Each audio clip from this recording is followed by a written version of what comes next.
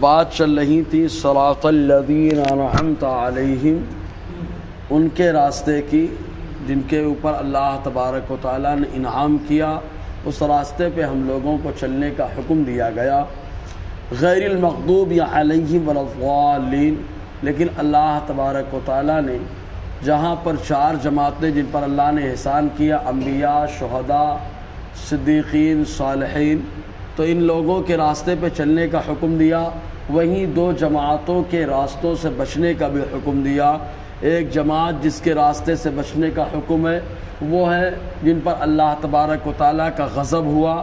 کن پر اللہ تبارک و تعالیٰ کا غضب ہوا؟ وہ یہود و نصارہ، یہود ہیں، اور ان کے راستے سے بھی بچنے کا حکم ہے۔ جو گمراہ ہوئے وہ نصارہ ہیں۔ یہود پر اللہ تعالیٰ کا بڑا غضب نازل ہوا کہ اللہ تبارک و تعالیٰ نے دنیا ہی میں یہودیوں کی ایک جماعت کو بندر بنا دیا، اور دنیا ہی میں یہودیوں کی ایک جماعت کو اللہ تبارک و تعالیٰ نے خنزیر بنا دیا۔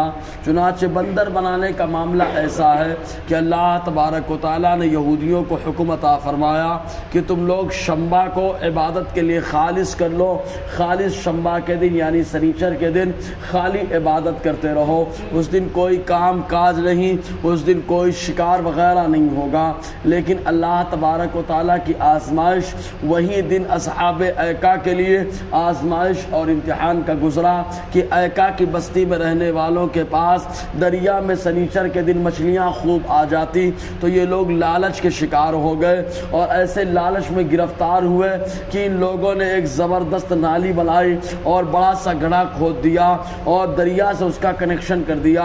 پانی گڑھے میں جانے لگا اور وہ گڑھا پر دریا سے متصل ہوا نالی کے ذریعے سے، تو جو مچھلیاں دریا کے اندر آتی وہ ساری گڑھے میں چلے جاتی۔ اس طریقے سے مچھلیاں چلی جاتی۔ تب اس کے بعد وہ لوگ شنبہ کی شام میں بند لگا دیتے، تو اس وقت ان سے کہا گیا کہ اور بند لگا دیتے، سویرا ہوتا تو مچھلیاں نکال لیتے۔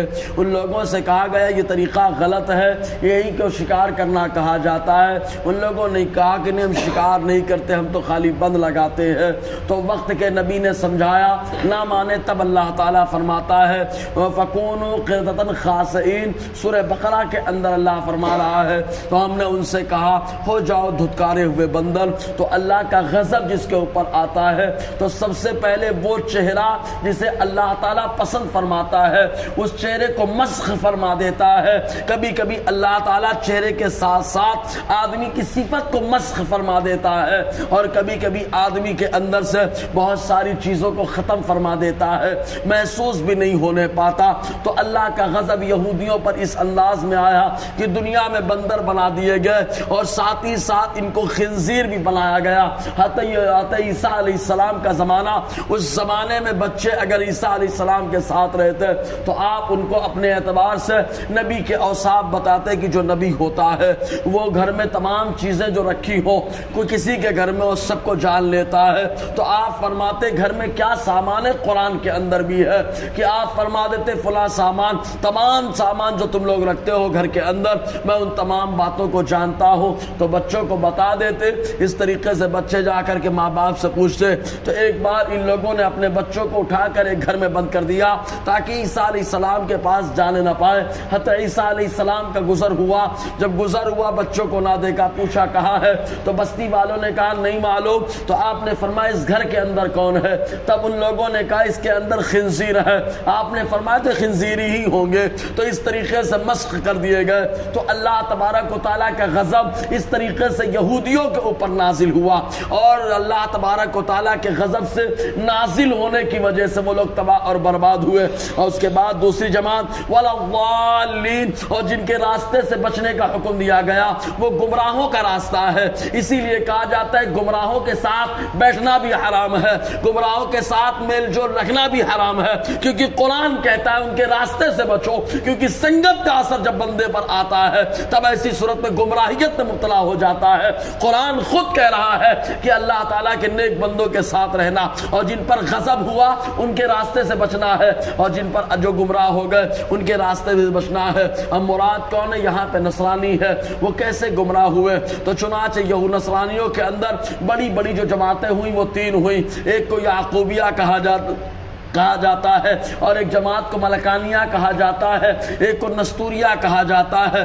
ان میں سے کسی کا عقیدہ یہ ہے کہ اللہ تبارک و تعالیٰ تین میں سے ایک ہے، معاذ اللہ، تین میں سے ایک، مطلب وہ لوگ یہ کہتے ہیں اللہ بھی اللہ ہے، خدا ہے، معبود ہے، حضرت مریم بھی معبود ہے جن کی عبادت کی جائے، معاذ اللہ، حضرت عیسیٰ علیہ السلام کو بھی خدا ان لوگوں نے مانا۔ اور ان میں سے کسی کا کہنا یہ ہے کہ اللہ تبارک و تعالیٰ باپ ہے، معاذ اللہ، حضرت عیسیٰ علیہ السلام کو بیٹا، حضرت مریم کو ماں کہا۔ اس طریقے سے وہ گمراہی اور کفر کے دلدل میں گھستے چلے گئے۔ تو اس طریقے سے اللہ تعالیٰ ان لوگوں سے بچنے کا حکم عطا فرمایا۔ رب فرماتا ہے ان کے ساتھ مت رہو، غیر المغضوب علیہم ولا الضالین، ان کے راستے سے بچو جن پر اللہ کا غضب ہوا، ولا الضالین، اور ان کے راستے سے بھی جن جو گمراہ ہو گئے۔ اب ولا الضالین کہنے کے بعد سورہ فاتحہ مکمل، دعا بھی مکمل۔ آقا علیہ السلام نے حدیث پاک میں ارشاد فرمایا، مجھے جبرائیل نے حکم دیا کہ اللہ تعالیٰ فرماتا ہے جب ولا الضالین کہہ کے سورہ فاتحہ مکمل کریں تو آپ آمین کہہ لیا کریں۔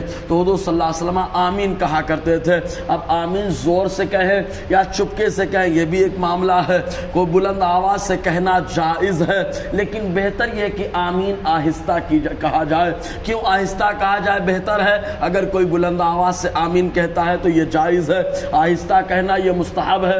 اس کی وجہ یہ کیا ہے؟ التامین وہ دعا، حضرت عطا فرماتے ہیں آمین کہنا یہ دعا ہے، اور دعا میں بہتر یہ ہے کہ آہستہ ہو، اس لیے آمین کہنا آہستہ۔ پھر مزید دیکھیں آقا علیہ السلام نے فرمایا جب کہو ولا الضالین تو کہو آمین، اس لیے کہ جس کا آمین کہنا فرشتوں کے آمین کہنے کے موافق ہو گیا، اللہ تعالیٰ اس کے سارے گناہوں کو معاف فرما دیتا ہے۔ اب فرشتوں کا آمین کہنے کے مطابق مطلب آپ غور کریں، ہم لوگ نماز میں ہیں، کرامن کاتبین ہمارے ساتھ ہے، ہمارے ساتھ بہت سارے فرشتے ہیں، اسی لیے نماز میں سلام کے اندر جب داہنی طرف سلام پھیرے تو داہنی طرف کے فرشتوں کی نیت بھی ہو انسانوں کے ساتھ، بائیں طرف سلام پھیرے تو بائیں طرف انسانوں کے ساتھ فرشتوں کی بھی نیت ہونی چاہیے۔